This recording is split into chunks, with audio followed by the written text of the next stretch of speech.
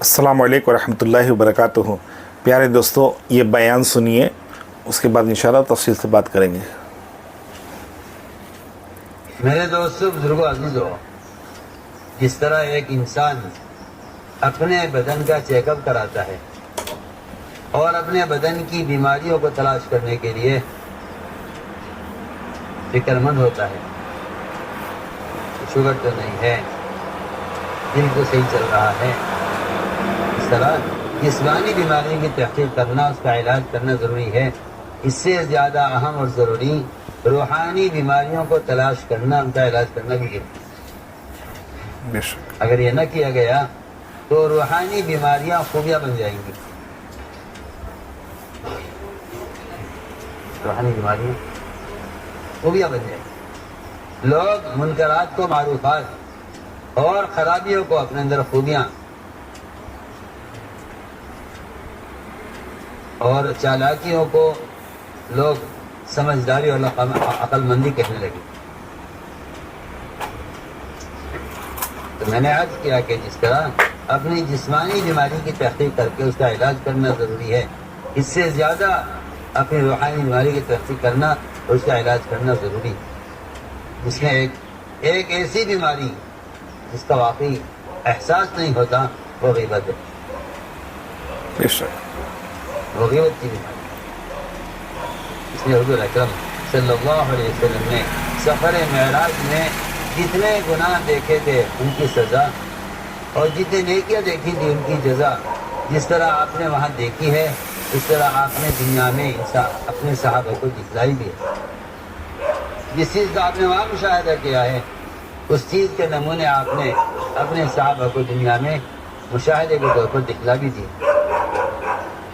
Medina मरकज बीजा सहाबा को आपने आमाल किए आमाल पर नेमतें और आमाल पर वादों का पुराण भी दिखलाया और गुनाहों पर जो वईदे और आज़ाब हैं उसका भी मुशाहिदा करता। हुसैन बिन हुज़ैर के नमाज पढ़ते हुए मलाइका के उतरने का भी मुशाहिदा करवाया और गीबत करने वाले की क़ै में गोश्त दिखलाकर गीबत करना गोश्त खाने की तरह है, इसका भी मुशाहिदा आपने करवाया। जज़ा का भी मुशाहिदा कराया, सज़ा का भी मुशाहिदा करवाया। और ऐसी चीजें हैं कि जिन जिसको आदमी गीबत जानते हुए कहा गीबत किसे कहते हैं, फिर ये कहता है कि ये जो मैं कह रहा हूँ ये गीबत नहीं। हालांकि अगर आप गौर करेंगे इन रिवायतों पर तो मालूम होगा कि गीबत भी ऐसा मख्फी गुनाह है जिस तरह रिया एक अख्फा मिन तबीन नमल आया है। अख्फा मिन तबीन नमल, अल्लाह, क्योंकि रिया इतना छुपा हुआ है, इतना छुपा हुआ है कि अगर पत्थर पर, सिया पत्थर पर कोई चूंटी रेंग रही हो, ना नजर आ सकती है, ना उसके रेंगने की आवाज आ सकती है।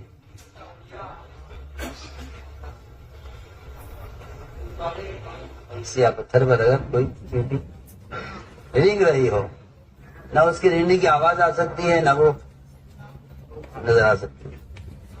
फरमाया कि इससे भी ज्यादा रिया छुपा हुआ है, इससे भी ज्यादा रिया एक बीमारी है।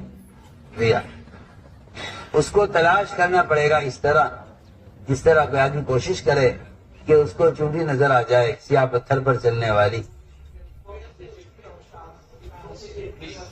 तो मैंने अर्ज किया कि जिस तरह रिया एक छुपा हुआ मर्ज है, और फरमाया कि अख्फा मिन तबीबिन नमल के चूंटी के पत्थर पर रेंगने से ज्यादा छुपा हुआ है।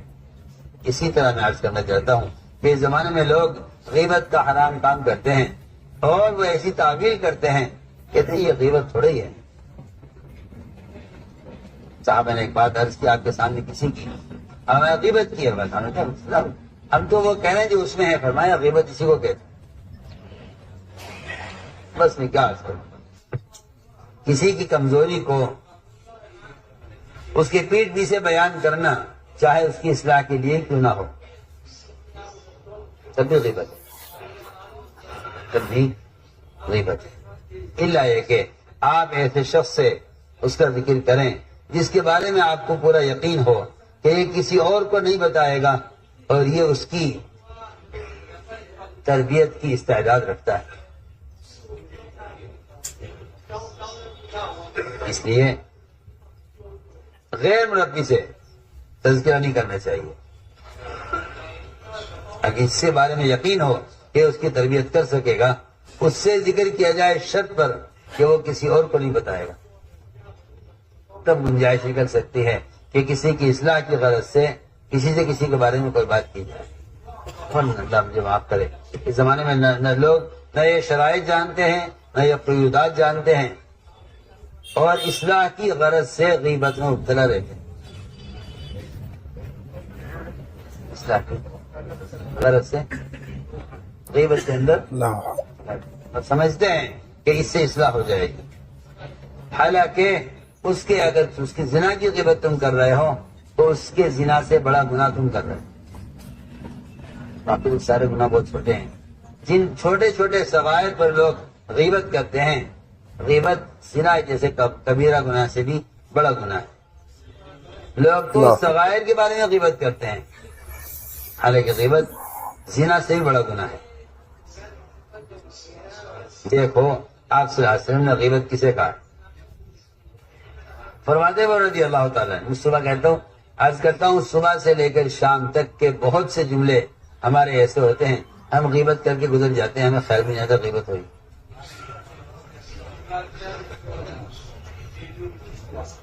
فرماتے ہیں رضی اللہ تعالیٰ، ہم بیٹھے ہوئے تھے آپ صلی اللہ علیہ وسلم کے پاس، ایک آدمی کھڑا ہوا مجلس سے،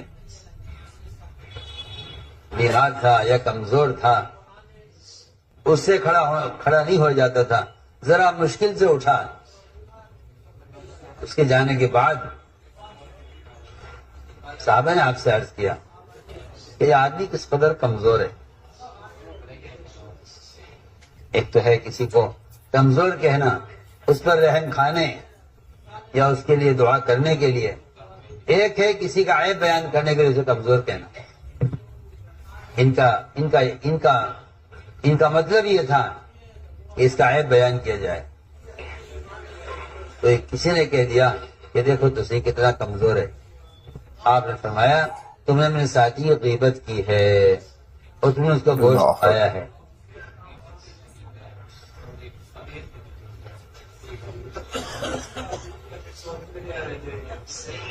ایک روایت میں ہے،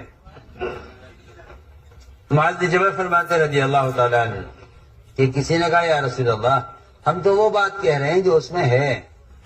فرمایا اگر تم نے ایسی بات کہی جو اس میں نہیں ہے، پھر تم نے بہتان باندھا ہے اور تہمت لگائی ہے، اور اگر تم وہ بات کہہ رہے جو اس میں ہے، تم نے غیبت کی ہے۔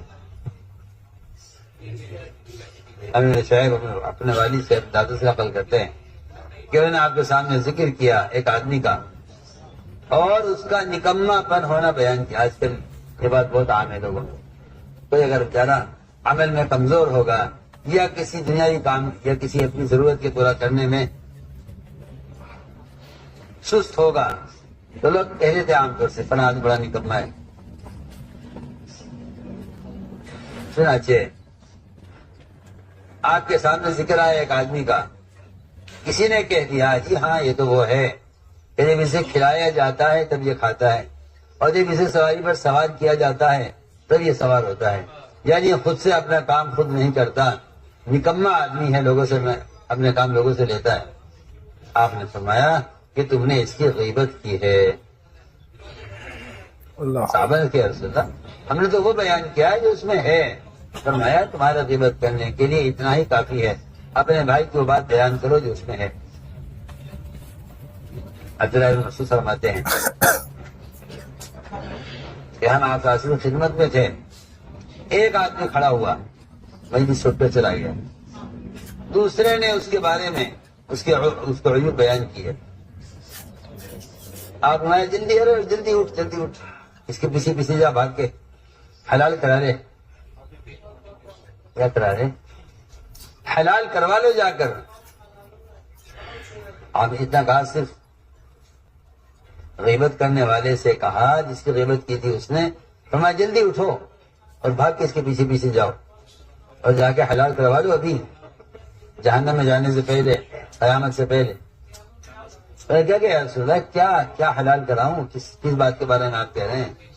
آپ نے فرمایا تو نے اپنے بھائی کا عیب ذکر کر کے اس کا گوشت کھایا ہے، لہذا جلدی جا کے اپنے بھائی سے اس کا جو گوشت نے کھایا ہے اس کو حلال کروا لے. اللہ ایک روایت میں ہے کہ یہ تحلل نہیں کہا آپ نے تخلل کہا. تخلل کا مطلب یہ ہے آپ نے فرمایا اس آدمی سے اپنے دانتوں میں خلال کرو، تمہارے دانتوں میں سے گوشت نکلے گا. گوشت کھاتا ہے وہ بعد میں کیا کرتا ہے؟ خلال کرتا ہے گوشت کھاتا ہے.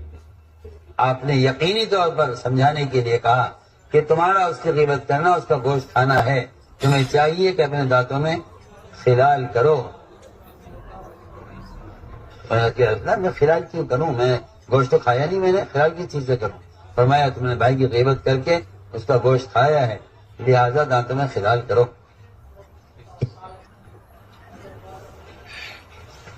اللہم صلی علی سیدنا مولانا محمد وعلی. السلام علیکم ورحمۃ اللہ وبرکاتہ.